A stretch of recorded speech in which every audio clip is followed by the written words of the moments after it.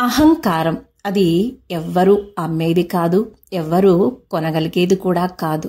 మన జీవితం ఎలా ఉండాలి అంటే మనందరి జీవితం కూడా తేనీరు తయారు చేయడం లాంటిది.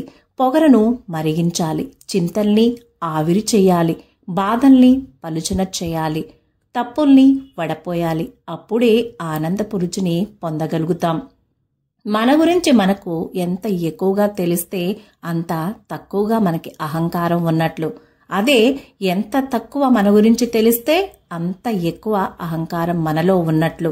పెద్ద గాలికి నిలువెత్తు వృక్షాలు కూడా నేల కూలిపోతాయి, కానీ వెదురు చెట్లు మాత్రం గాలితో పాటు వంగి బతికిపోతాయి. కాబట్టి వంగడం, తల వంచడం కూడా నేర్చుకోవాలి, లేకపోతే విరిగిపోవాల్సిందే సుమా.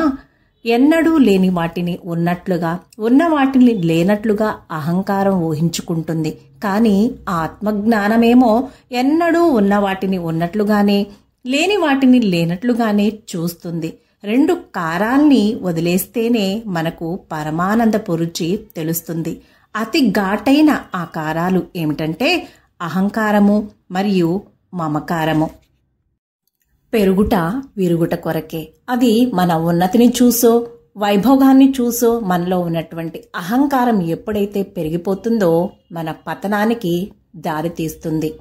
అస్తమానం ఇతరులోని అహంకారాన్ని బయటపెట్టాలని చూసేది ఏమిటంటే మరేమిటో కాదండి, అది నాలోని అహంకారమే. Thank you for watching. Please subscribe, please like, share and comment my video. నేను మీ సత్య ఉమ్మిటి.